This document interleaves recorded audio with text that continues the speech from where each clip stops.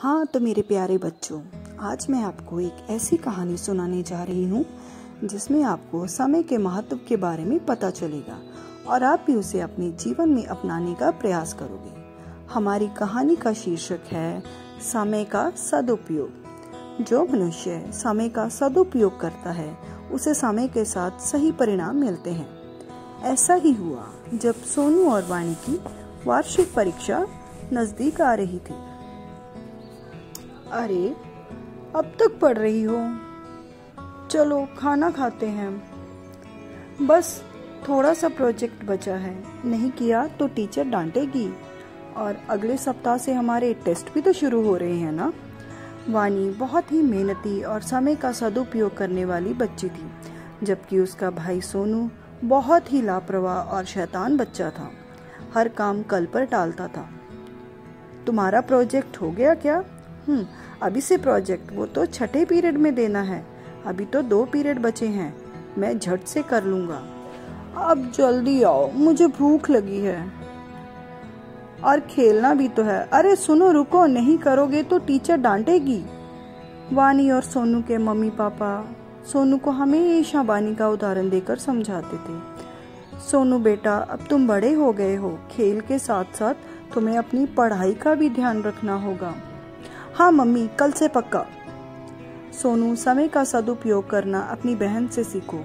देखो, समय से पढ़ती है, समय से खेलती है, आज का काम कल पर नहीं टालती।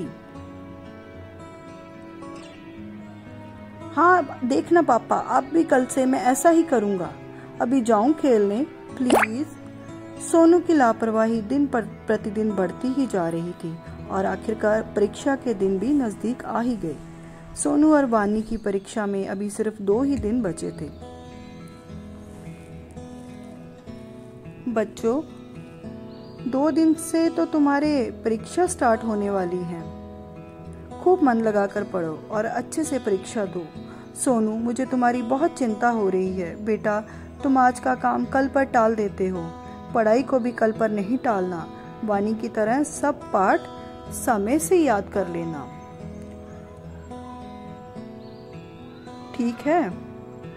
अरे पापा, अभी परीक्षा में पूरे 2 दिन बाकी हैं, मैं झट से पढ़ लूंगा सब कुछ। अभी तो मैं खेलने जा रहा हूँ। जब तक खेलूंगा नहीं तब तक अच्छे से समझ नहीं आएगी।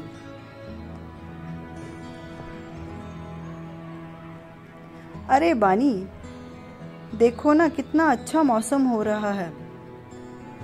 आओ ना, थोड़ी देर खेल लेते हैं, पढ़ाई तो बाद में भी कर सकते हैं, झट से सब हो जाएगा। हाँ, मौसम तो सुहाना है, लेकिन मुझे मेरा पाठ भी तो पूरा करना है, कल परीक्षा है। इस मौसम में तो खेलने का मजा ही कुछ और है। तुम पढ़ती रहो, मैं तो चला खेलने। वाणी ने कुछ देर बाद देखा कि सुहावना मौसम आंधी तूफान का रूप ले रहा है और काले बादल उमड़ रहे हैं। बारिश कभी भी हो सकती थी। बारिश का मौसम देखने ही वाणी को चिंता होने लगी। अगर बारिश आ गई तो उसका पाठ पूरा कैसे होगा, क्योंकि बारिश में अक्सर घरों की बिजली कट जाती है। इसमें सोनू को आवाज दी, सोनू सोनू सोनू सुनो, मौसम देखकर लगता है कि बारिश होने वाली है, शायद रात को बिजली भी कट जाए। खेलना छोड़ो और आकर अपना पाठ पूरा करो, वरना कल परीक्षा में क्या लिखोगे। चिंता मत करो वाणी, अभी तो दोपहर ही हो रही है, रात को मैं बैठकर फटाफट सब कुछ पढ़ लूंगा, बिजली भी नहीं जाएगी। बल्कि बारिश के बाद पढ़ने में जो मजा है वो कहाँ है। अच्छा, मैं जाता हूँ, मेरी बैटिंग आ गई। सोनू देर शाम तक खेलता रहा, लेकिन उसकी चिंता तब बढ़ी जब अचानक से बारिश आ गई। फिर वह बुरी तरह घबरा गया। घर लौटा, फिर आकर उसने देखा घर पर ही नहीं, बिजली पूरे गांव में नहीं है। देखकर जोर जोर से रोने लगा। कल मेरे परीक्षा है, मेरा क्या होगा? मैंने तो एक बार भी नहीं पढ़ा, अब तो बिजली ही भी नहीं है, मैं तो फेल हो जाऊंगा। वह रोता रहा। फिर मैंने कहा था ना, तुम अपना पाठ समय से पढ़ लो। मैंने तुम्हें 1 हफ्ते पहले ही कह दिया था समय पर पढ़ाई कर लेना, लेकिन तुझे कुछ समझ में आता है? अब भुगतो। सॉरी पापा, अब मैं ऐसा नहीं करूँगा। काश मैंने समय पर पढ़ लिया होता। वो बहुत रोया, वो रोता रहा। अब उसे समझ आ गया कि उसकी लापरवाही के कारण ही उसे पढ़ने का समय बचा ही नहीं। रोने से अब कुछ नहीं होगा। अब समझ आया कि अब तुम्हें क्यों समझाते थे।